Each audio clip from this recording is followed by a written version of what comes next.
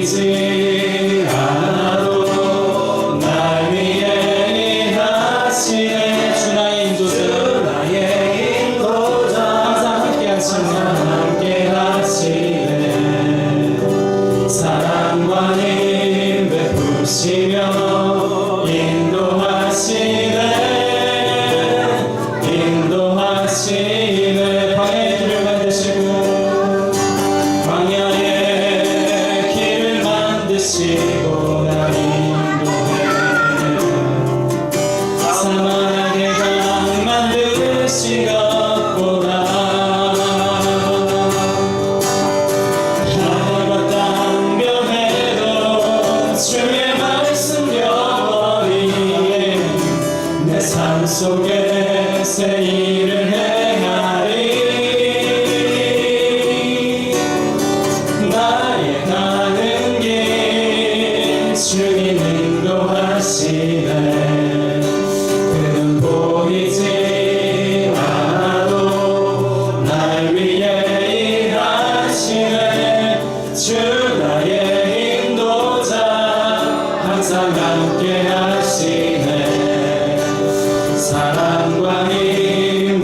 부시며 인도하시네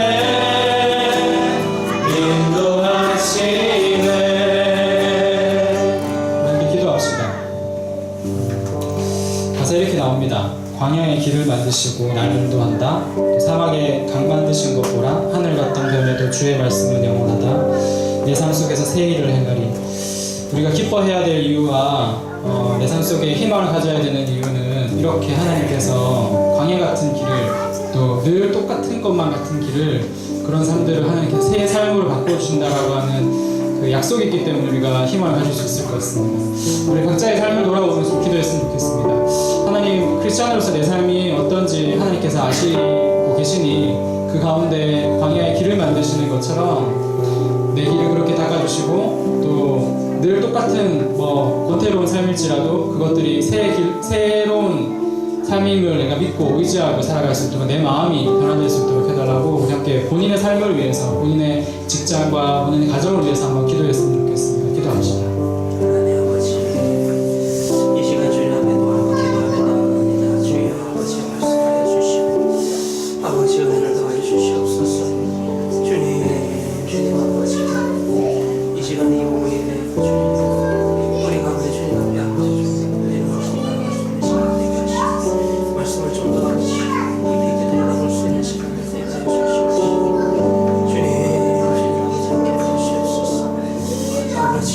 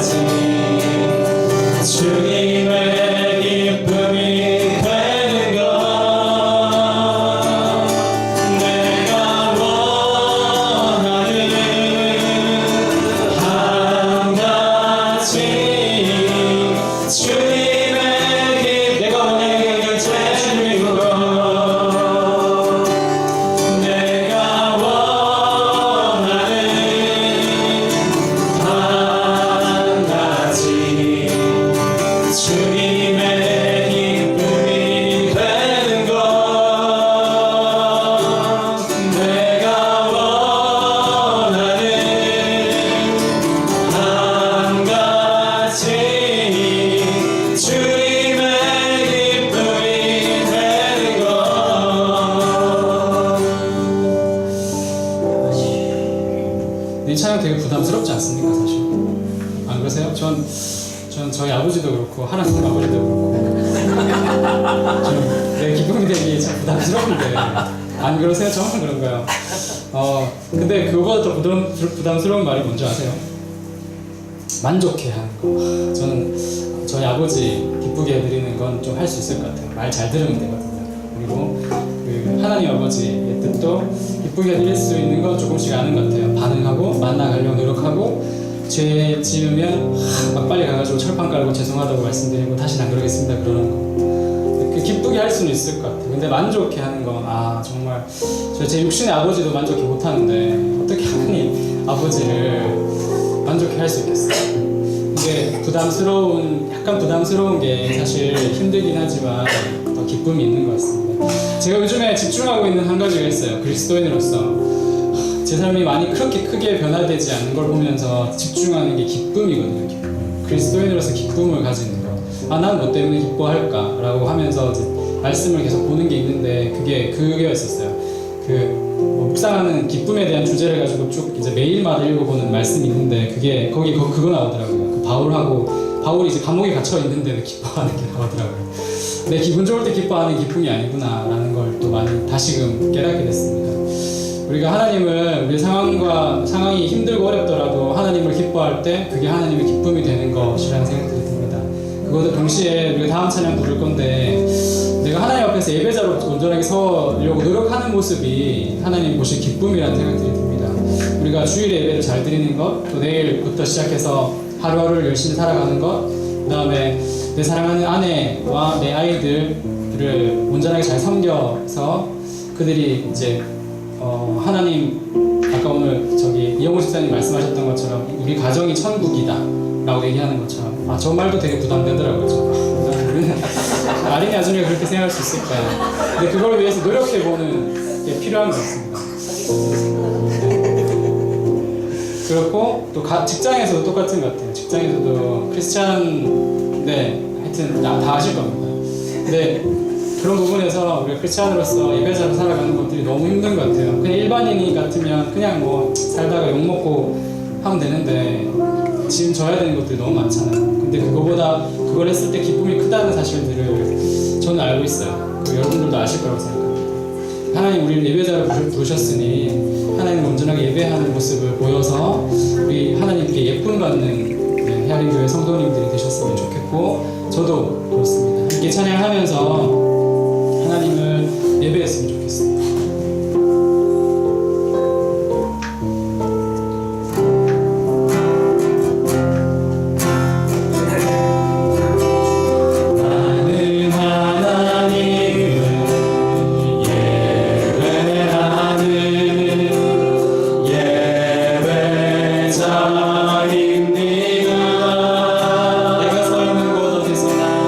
내가 서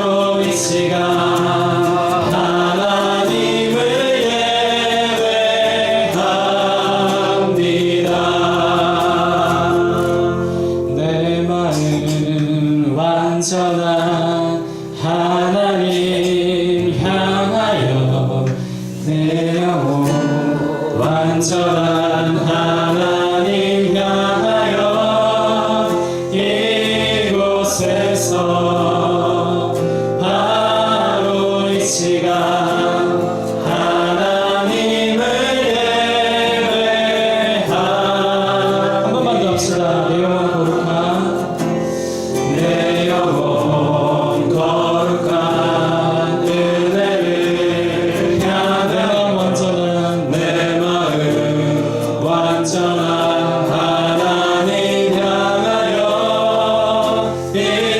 이곳에서 바로 이 시간 하나님을 예배합니다. 아멘. 마지막으로 기도했으면 좋겠습니다. 나는 예배자입니다 라는 이름으로 제목으로 기도했으면 좋겠고요. 두 번째는 목사님 말씀 전하실 때 분명히 하나님께 주시는 말씀이 있을 겁니다. 거기에서 나의 상황에 맞는 말씀을 분명히 주실 거라고 믿어요. 그게 우리의 상황과는 다른 말씀일지라도 그 말씀을 통해서 내 마음이 변화될 수 있는, 환경이 변하진 않지만 내 마음이 변화될 수 있는 것이 사실 기적이잖아요. 그렇게 되는 예배가 될 수 있도록 해달라고 목사님을 위해서도 또 우리의 마음밭을 위해서도 예배자로서 이 시간에 자리해야 되는 우리의 마음을 두고도 함께 기도하고 시작할 수 있으면 좋겠습니다. 함께 기도합시다. 아버지 이 시간 동안 기도합니다. 주님 앞에 아버지 하시고 주님 앞에 아버지 은혜를 더하여 주시옵시고 아버지 하나님 아버지 우리 성도들의 신령 신령을 붙들어 주시옵시고 오늘 이 오후에도 사사기 말씀하며 주여 하여 주시옵시고 아버지 광야같은 세상을 살아갈 때에 주님이 살아계시는 주님의 것이고 아버지 바꾸며 나아갈 수 있는 주여 시간 되게 해주시옵소서. 주님 들어주시고 아버지 해가 주님을 주님께서 기억해 주시소 뜻이신다고 외치는 주님께서 도와주시옵소서. 하나님 아버지 감사합니다. 이 오후 시간에도 사사기의 말씀 앞에 우리가 엎드립니다. 정말 한치 앞을 볼 수 없는 시대였습니다. 하나님의 은혜를 크게 경험하였던 이스라엘 그 언약 백성들이 하나님의 은혜를 잊어버리고 그들의 눈에 보이는 대로 행하며 살았던 그 시대에, 그러나 그럼에도 불구하고 하나님께서는 여전히 살아계시며 여전히 그곳에 계시며 예비하지 않는 그들을 향해서도 하나님은 도우시는 손길을 거두지 아니하시는 스스로의 약속에 신실하신 하나님인 것을 또 한번 바라볼 수 있는 시간 되게 하여 주시옵소서. 하나님 아버지 사사기의 말씀을 통하여서 오늘을 살아가는 우리들에게 또 한번 영적인 교훈이 되게 하여 주시옵시고 또 동일하신 하나님을, 신실하신 하나님을 만나며 붙들며 나아갈 수 있는 우리 하나님 교성도들 되게 하여 주시옵소서. 예수님의 이름으로 기도합니다. 아멘. 광고 말씀드리도록 하겠습니다. 말씀드렸다시피 우리 다음 주일은 추수감사주일입니다. 우리 추수감사절 절기헌금은 다음 세대를 위한 신앙교육의 전액 적립 사용됩니다. 다음 주 오후 예배는 예배팀 주관으로 찬양 예배를 드립니다. 원래는 처음에 이거를 계획을 할 때는, 제 목회 계획 속에 계획을 할 때는 밖에서 이 찬양팀을 우리가 불러서 한번 찬양 예배를 드렸으면 좋겠다. 그때는 그런 생각을 했었어요. 그런데 운영위원회에서 회의를 하는데 우리 내 자체에서 다 할 수 있을 것 같은데요. 어느 순간에 제가 순서 짜온 거 보니까 야, 우리 안에 이렇게 찬양의 은사를 받은 사람들이, 또 악기의 은사를 가진 사람들이 참 이렇게 많구나. 그래서 외부 없이 내부에서 우리가 서로 찬양하는 그런 시간을 가지게 될 겁니다. 우리 많이 참석하셔서 다같이 찬양하며 1년 동안 하나님께서 베풀어 주신 은혜를 마음껏 여러분들 감사하는 또 그런 시간이 되시기를 소원합니다. 이 예배가 마치고 난 다음에 오늘 예배를 약간 일찍은 마칠 겁니다. 그런데 그렇다고 엄청 일찍 마치는 건 아니고요. 너무 기대하지 마시기 바랍니다. 재직회가 오후 4시 30분에 수성의료단지 교회 부지에서 있을 겁니다. 아마 여러분들 마치고 난 다음에 청소하실 분만 몇 분 남으시고 바로 출발하십시오. 그래서 거기 한 4시 정도까지는 가셔가지고 주변을 돌아보시고 또 위에 동산에도 올라가 보시고, 그리고 4시 반부터 딱 회의를 해서 회의는 한 20분 안에 저희가 보고하는 형식으로 거의 끝내게 될 예정입니다. 왜 그러냐 하면은 이번 주에 좀 땅을 여러분들이 보셔야지 이번 달 마지막 주일에 이정호 교수님이 와셔서 여러분들 세미나를 할 때, 세미나를 하는데 교회 땅도 한번 안 보고 세미나를 들으면 이게 너무 뜬구름 잡는 이야기가 되니까, 그래서 땅을 보시고 우리 세미나 듣고, 그리고 그날 또 교회별로 모여가지고 교회가 준비한 건축을 위한 이제 그 설문조사를 여러분들 작성하게 될 겁니다. 그래서 의견을 수렴하게 되는 그런 작업에 들어가게 될 건데 이 작업 자체가 먼저 땅을 좀 봐야 되겠다라고 생각을 해서 한번 그렇게 정해봤습니다. 이해해 주시기를 바랍니다.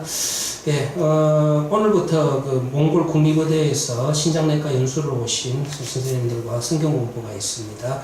여러분들 이 성경 공부 4주 동안 진행되는 동안 복음이 전가될 수 있도록 함께 기도해 주시길 바라고요. 그 다음에 이번 주 목요일에 예하영과 박준영 수능을 위해서 또 기도해 주시기를 바랍니다. 사사기서 말씀입니다. 사사기서 10장 말씀 보도록 하겠습니다.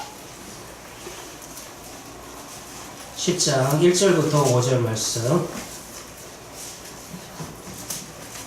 구약성경 사사기서 10장 1절부터 5절 말씀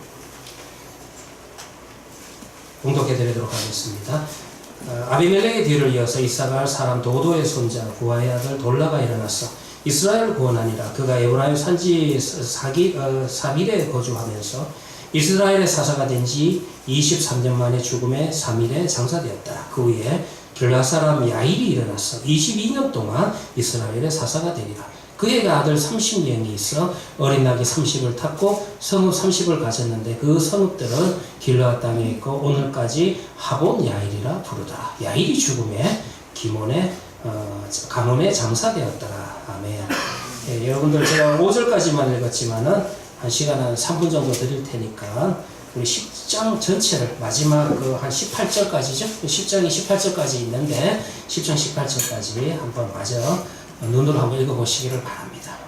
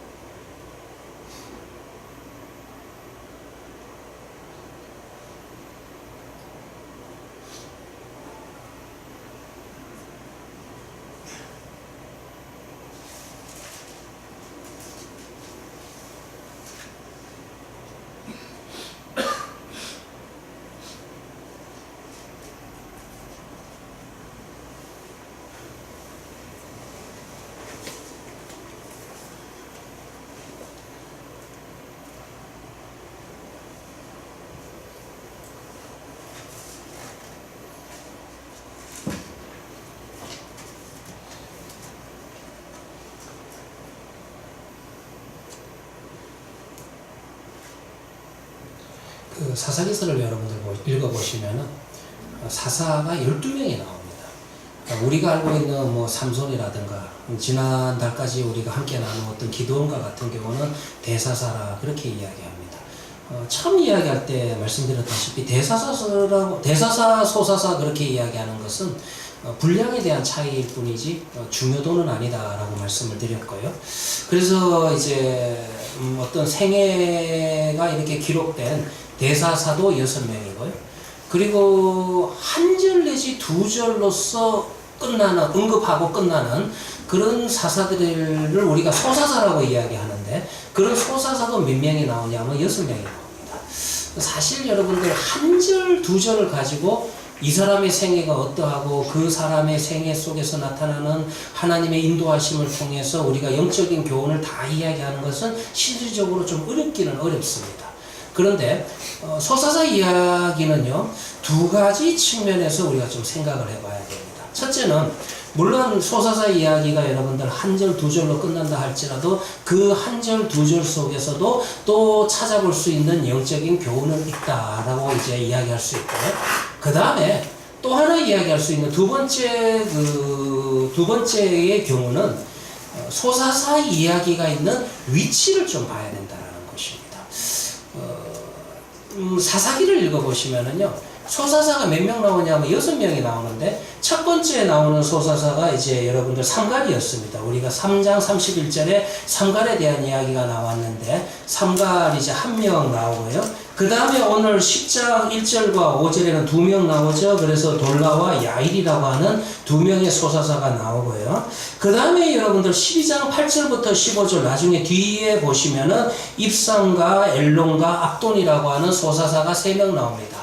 그러니까 처음에 소사사 1명이 나오고, 그 다음에 오늘 단락에서 소사사가 2명 나오고, 그 다음에 12장에서는 소사사가 3명 나오고, 1, 2, 3와 같은, 어떻게 보면 마치 1번, 2번, 3번이라고 하는 숫자를 붙이는 그런 느낌을 주고 있다는 것입니다.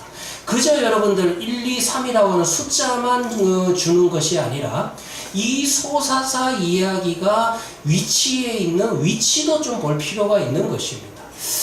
이런 기법은요, 구약 성경에서도 사사기만 이런 기법을 사용하는 게 아니라, 저는 사사기하고 사무엘서하고 열왕기서가 같은 저자에 의해서 기록됐다라는 그런 생각을 많이 가집니다. 왜 그러냐 하면은 사사기를 기록하는 방식도 그렇고, 그 다음에 여러분들 사무엘서와 열왕기서를 기록한 방식도 상당히 흡사한 방식을 많이 사용을 해요. 하나 여러분들 재미로 좀 우리가 찾아본다면은 사무엘 하에 그 다윗에 대한 이야기도 마찬가지입니다. 무슨 여러분들 사무엘하 한번 찾아볼까요? 사무엘하 8장입니다.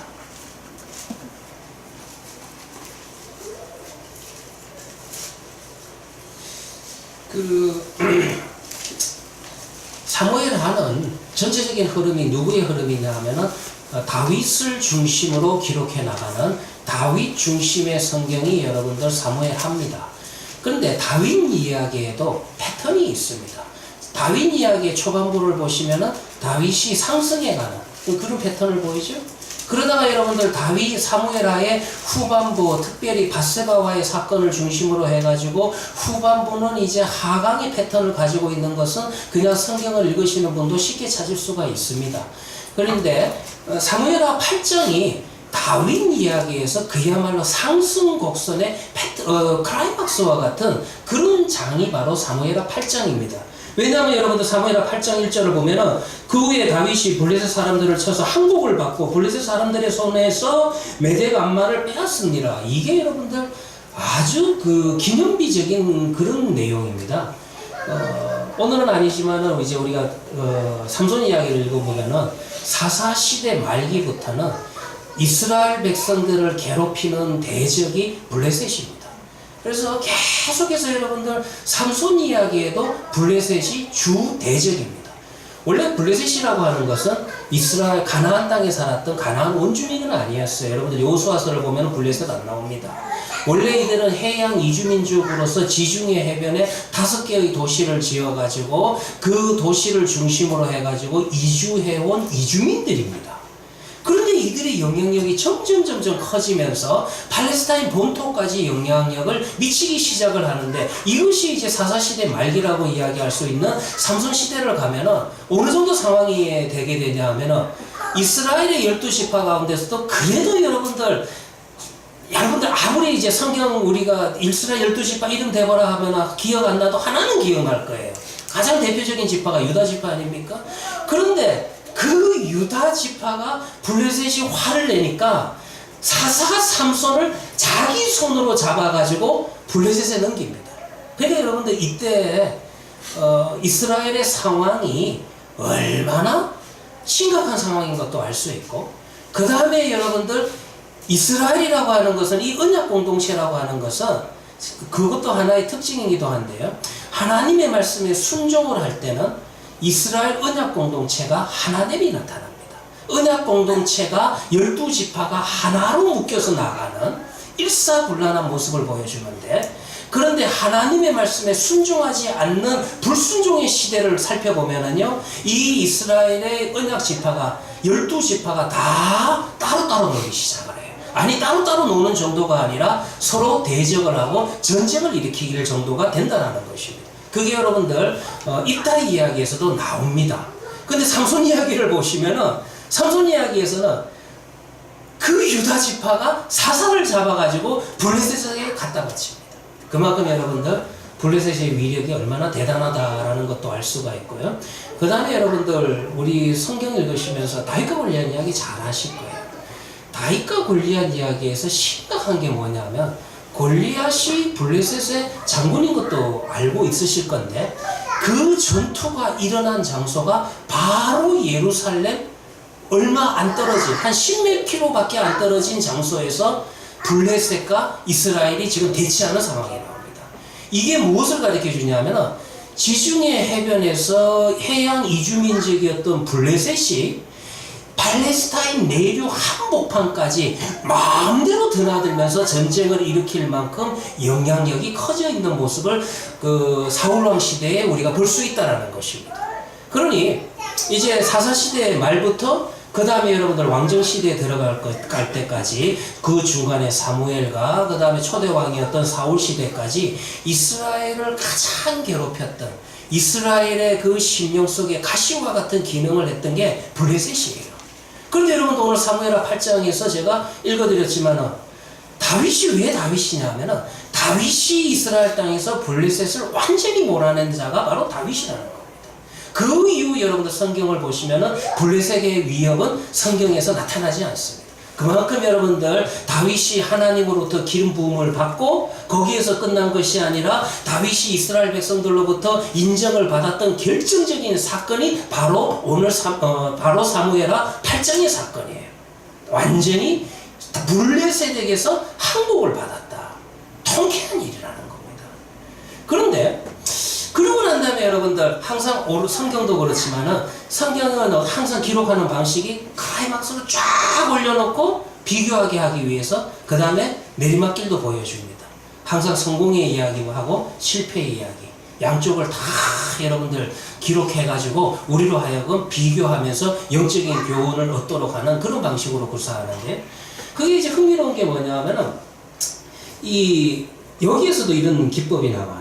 그 8장 후반부에 보시면은 8장 15절부터 18절에 보시면은 뜬금없이 갑자기 내용에 무슨 내용이 나오냐면은 다윗의 장관들의 이름이 쭉 나옵니다. 그래서 지금 여러분들 8장까지의 흐름을 볼 때 왜 여기에서 다윗의 장관들의 이름이 나오는가? 그리고는 마치 한 단락이 딱 끝난 것처럼 여기서 단락을 딱 끊고 그 다음에 제2권이 시작하는 그런 느낌을 주게 합니다. 이 이야기하면 더 심각한 게 뭐냐면 그러면 이제 다윗 생애에 있어서 상승곡설에 대한 이야기는 끝나고 이제는 9장부터는 무슨 이야기가 시작할 거다? 상승에 대한 이야기가 아니라 하강에 대한 이야기가 시작할 거다라는 것을 독자들에게 성경을 읽는 독자들에게 이제 장면 전환을 하는 기법 중에 하나가 이런 기법을 사용하는 게 사사기나 사무엘서나 열왕기서도 그러하고요. 참 이런 기법들을 자주 사용을 합니다. 그래서 장면 전환을 하는 거예요. 근데 이게 더 재밌는 거는요. 나중에 여러분들하고 또 사무엘서도 우리가 성경 공부할 때가 오겠지만은 이런 이야기를 하면은 이제 9장의 사건이 이제 해석이 이제 많이 고민을 하게 하는 거예요.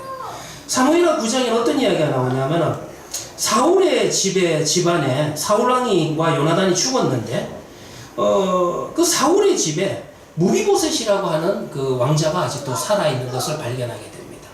그래가지고 다윗이 사울의 집안에 남아있는 자가 있느냐? 예, 무비보셋이 있습니다. 그래서 다윗이 그 무비보셋을 왕궁으로 데려와서 이제부터 너는 나의 식탁에서 함께 먹고 마시자. 이렇게 자기 식탁에 초대하는 왕궁으로 초대하는 그런 이야기가 이제 9장에 나온다는 것입니다.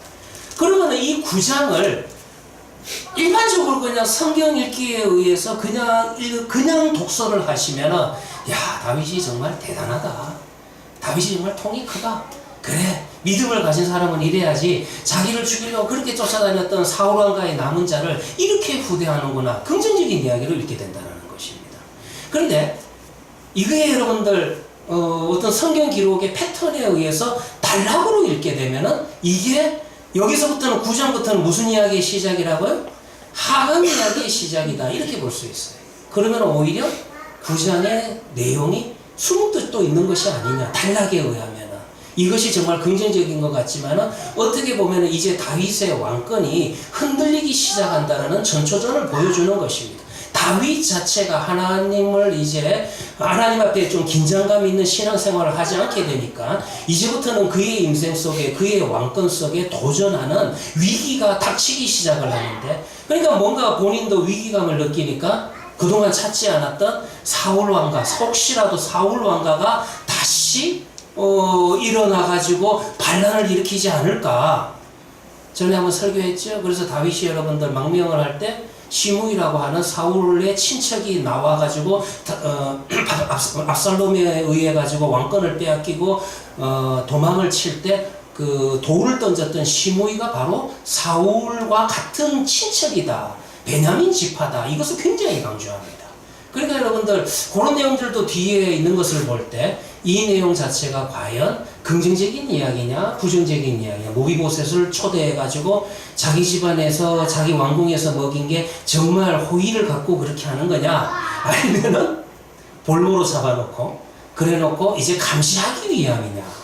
이게 여러분 해석이 바뀔 수가 있는 게 바로 8장에서부터 단락이 바뀐다. 긍정적인 8장을 기준으로 긍정적인 이야기고 9장부터는 부정적인 이야기가 시작된다라는 이런 어떤 단락에 의해서 우리가 좀 해석을 할 수 있다라는 것입니다.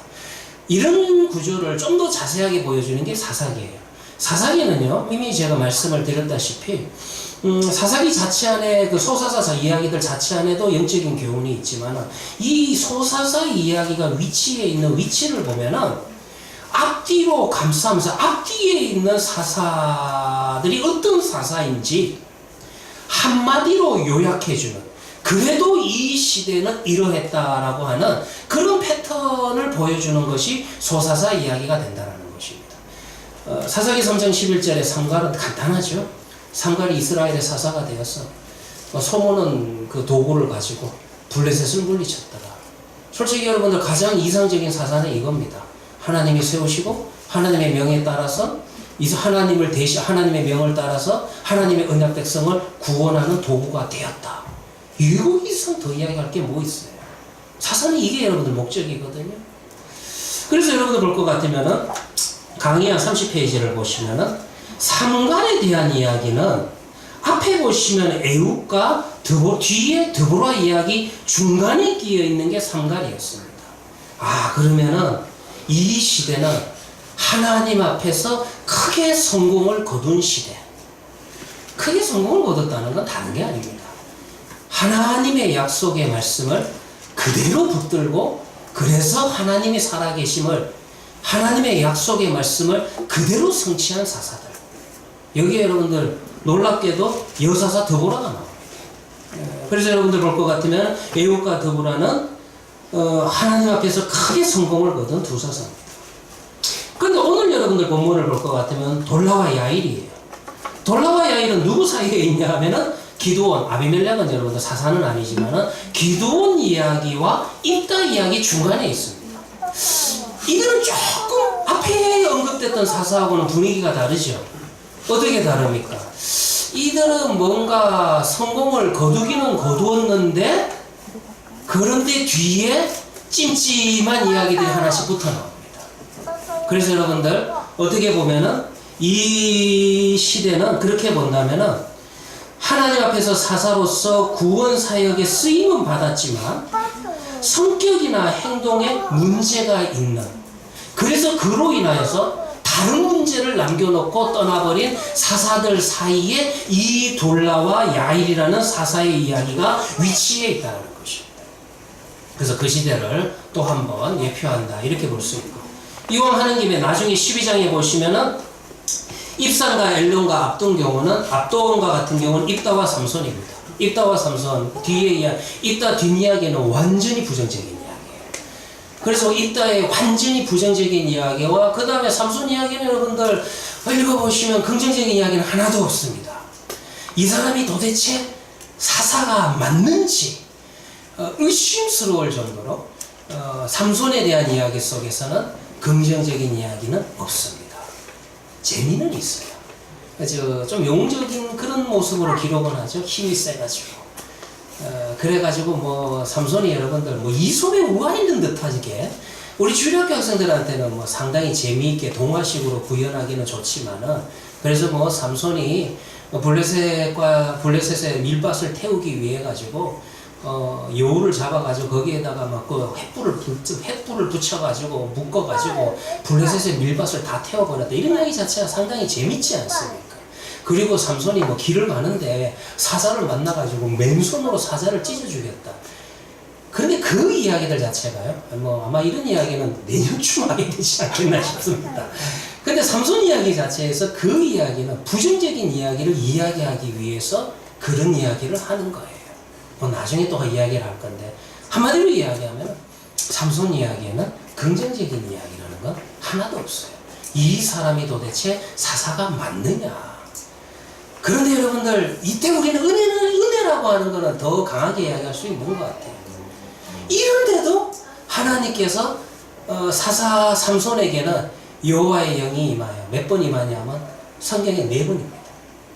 사사기에 나오는 사사들 이야기에서 여호와의 영이 임했다라는 표현이 제일 많은 사사는 여러분들 오히려 삼손이에요. 하나님께서 그의 인생을 붙들고 그를 통하여서 하나님의 능력과 하나님의 구원의 은혜를 베푸신 것은 삼손 시대 때 더 강력하게 나타난다는 것입니다. 우리가 플래시라이트가 캄캄하게 어두운 밤에서 더 선명하게 유용하게 사용될 수 있는 것과 같은, 그러니까 삼손은 형편없지만 그러나 그 삼손을 들어서 사용하시는 하나님의 신실하신가 그 하나님의 은혜는 오히려 뒤로 가면 갈수록 더 선명하게 드러나게 된다는 것입니다. 그래서 삼손을 보면서 오히려 은혜는 더 되는 것 같아요.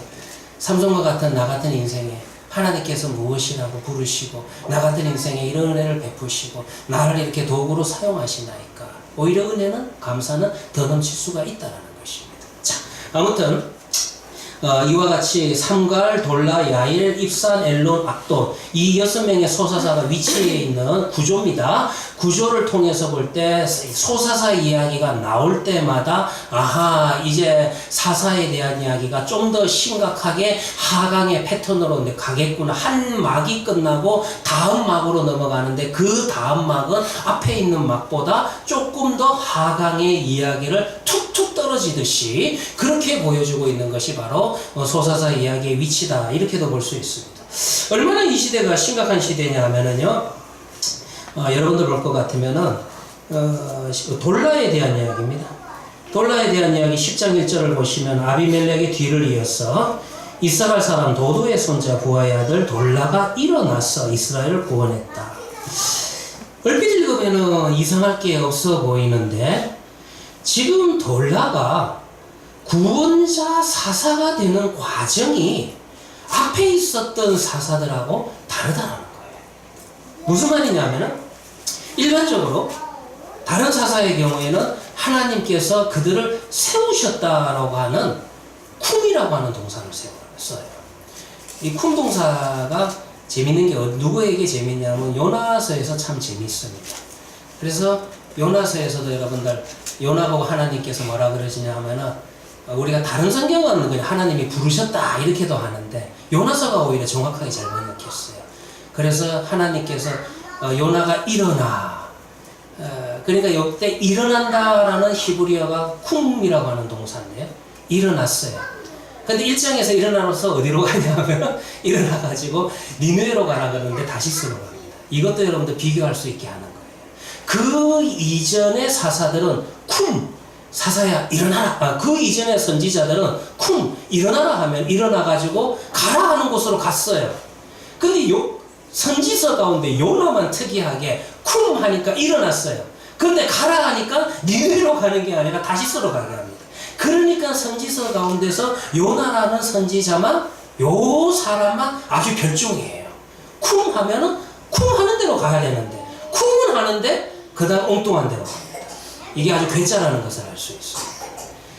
야, 나중에 천국 가서 만나면 니하고 나를 왜 이렇게 바른데 이렇게 이야기하면 참 곤란하신데 아마 그래도 여러분들 제가 볼 때는 우리 요나 선지자도 다 천국에서 만날 겁니다. 좀 말을 안 들어서 그렇지.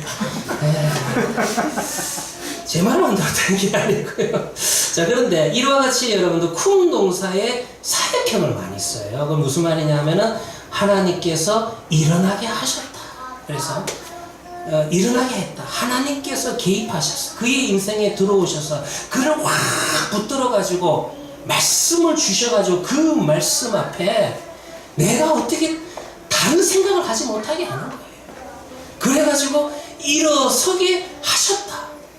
그래서 쿵 동사에 사역형을 쓰는 게 다른 사사들도 이와 같은 패턴으로 나가고, 그 다음에 여러분들 뒤에 있는 선지자들을 선지자로 부르실 때, 선지서에서 선지자들을 부르실 때도 다 이와 같은 패턴의 동사와 문법을 사용한다라는 것입니다.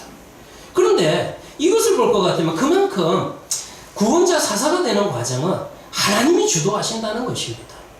이것을 신약에서는 어떻게 표현하냐 하면은 전에 한번 설교했죠. 사도행전 8장에 에디오피아의 그 국고를 맡은 내시를 하나님께서 빌립 집사를 붙여가지고 그래서 예수 그리스도를 알게 하셨을 때도 빌립 집사가 여러분들 가고 싶어 간 거 아니었어요. 사마리아에서 지금 막 놀라운 막 성령의 역사로 인하여서 예수를 믿는 자가 막 예수 앞에 돌아오는 자가 막 불붙듯이 일어나는 그 절정기에 하나님께서 뜬금없이 야, 너 광야로 가. 아무도 없는 광야로 가라 합니다.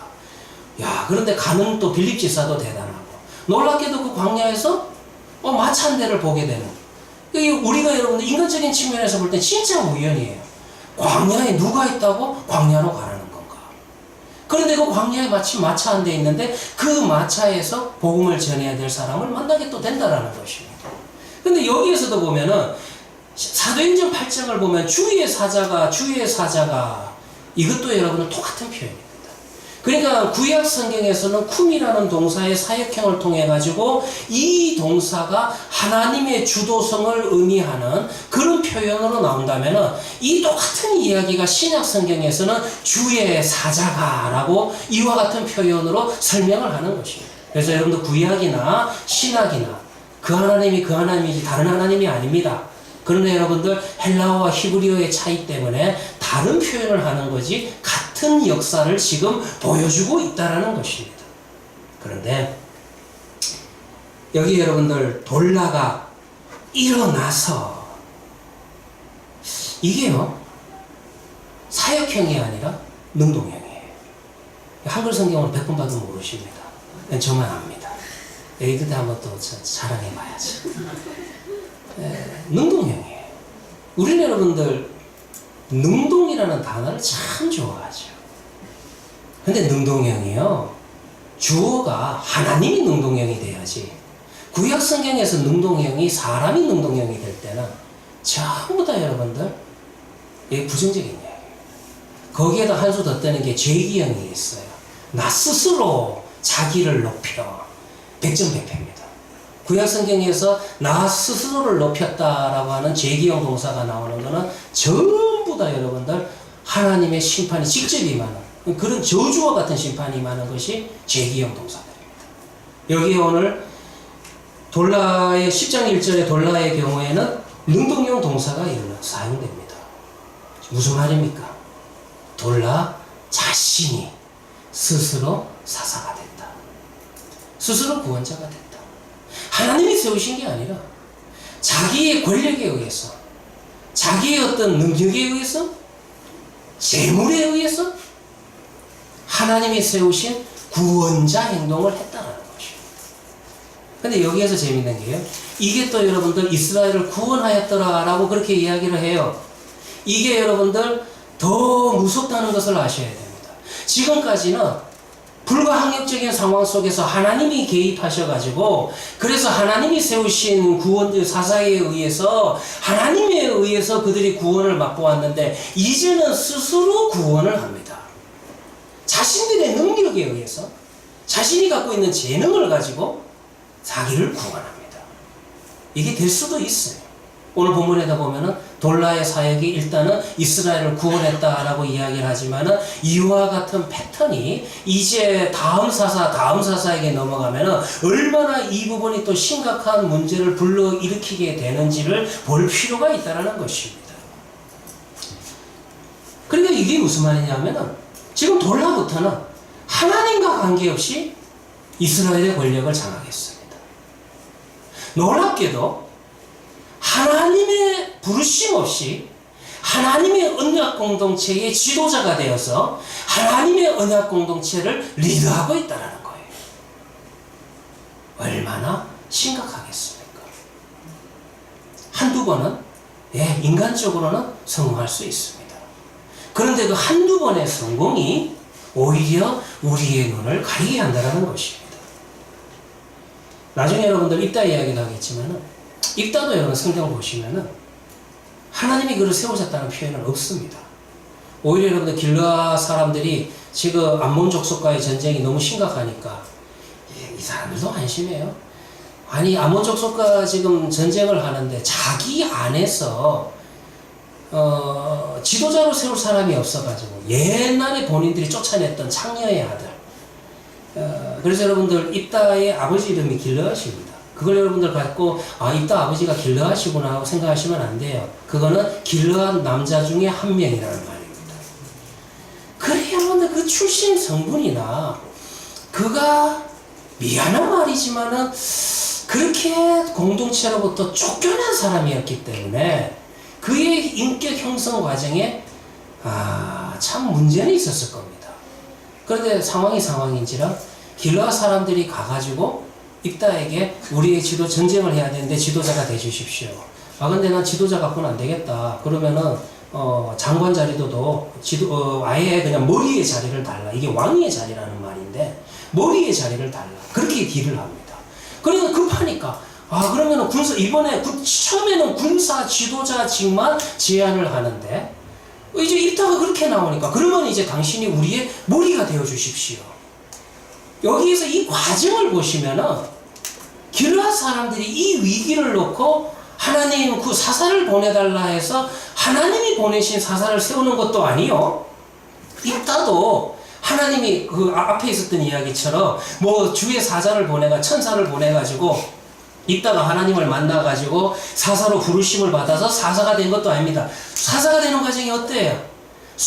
여러분들 위기에 처했을 때 입다와 길르앗 거민들 사이에 정치적인 딜에 의해 가지고 하나님의 구원자의 자리에 그렇게 앉아버립니다.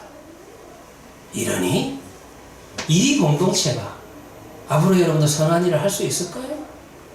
한 번의 위기는 넘길 수 있을지 몰라도 나중에 결국 입다는 내전을 일으키게 됩니다. 엄청난 이스라엘 백성들을 입다에 의해서 내전에 의해서 죽게 된다는 것입니다. 마찬가지로 여러분들 야일의 경우도 마찬가지입니다. 3절에 볼 것 같으면 야일도 동일합니다. 능동형 동사가 사용되고 그 다음에 하나 더 떠서 10.5절에 보면은 야일이 죽음에 가몬에 장사되었더라. 그리고 여러분들 성읍의 이름이 하본 야일이에요. 지금까지 하본 야일이라 부른다. 이거는 아마 왕국시대 말기 정도 기록했을 거니까 왕국시대 말기까지 그 장소를 하본 야일이라 했는데 이 말의 의미가 뭐냐면 야일의 도시라는 거예요. 원래 이스라엘의 지명과 이스라엘의 지파 경계선은 하나님이 정해주셨는데 이제는 자기 이름을 붙여가지고 도시 자체가 자기 이름을 붙여가지고 그래서 그런 사람이 사사가 되는 힘과 권력을 가진 사람이 하나님의 일까지 겸하게 되는 여기에 여러분들 지금 진행되는 과정 속에서 하나님이 하신 증거라고 하는 것은 아무것도 찾아볼 수가 없다는 것입니다. 네, 오늘 여기까지 하도록 하고요.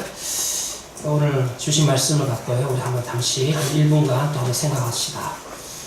나의 되어지는 일들 가운데서 여러분들 겁나고 무서운 게 오히려 여러분들 잘 되고 성공적으로 일들이 잘 진행되는데 그 진행되는 과정 속에서 하나님이 있느냐 없느냐 오히려 여러분들 잘 되고 있을 때 더 조심하셔야 됩니다. 잘 안 될 때는 여러분들 우리가 솔직하게 엎드려서 하나님 도와달라 기도하잖아요. 근데 여러분들 잘 되고 있을 때 더 위험한 부분이 있습니다. 오늘 본문을 보시면은 아주 평범한 본문인 것 같지만은 아주 심각성을 하나님 없이 사사가 되어서 구원을 이루어 나갑니다. 이것이 얼마나 심각한 문제인지 우리가 헤아린 교회도 얼마든지 우리의 능력을 가지고 멋지게 만들어 나갈 수 있을 것 같습니다. 그런데 그게 정말 위험한 겁니다. 두려워해야 됩니다. 우리가 여러분들 교회를 위해서 또 내 삶을 놓고 한 1분 정도 조용히 묵상하며 기도하도록 하겠습니다.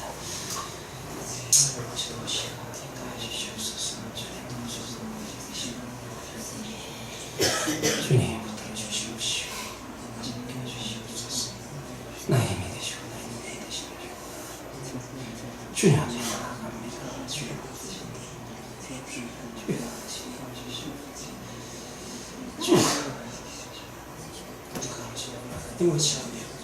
하나님의 인도하심 따라 살아가게 하시고 내 성공과 실패 가운데서 늘 하나님의 인도하심을 바라볼 수 있는 승화승화들이 되게 해주시옵소서.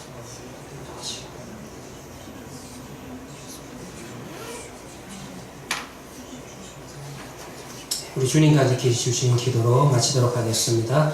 전능하사 천지를 만드신 하늘에 계신 우리 아버지여, 이름이 거룩히 여김을 받으시오며 나라가 임하옵시오며 뜻이 하늘에서 이루어진 것 같이 땅에서도 이루어지이다. 오늘 하루에게 일용할 양식을 주옵시고 우리가 우리에게 죄진 자를 사하여 준 것 같이 우리 죄를 사하여 주옵시고 우리를 시험에 들게 하지 마옵시고 다만 하게 쏘옵소서. 대개 나라와 권세와 영광이 아버지께 영원히 싸움나이다.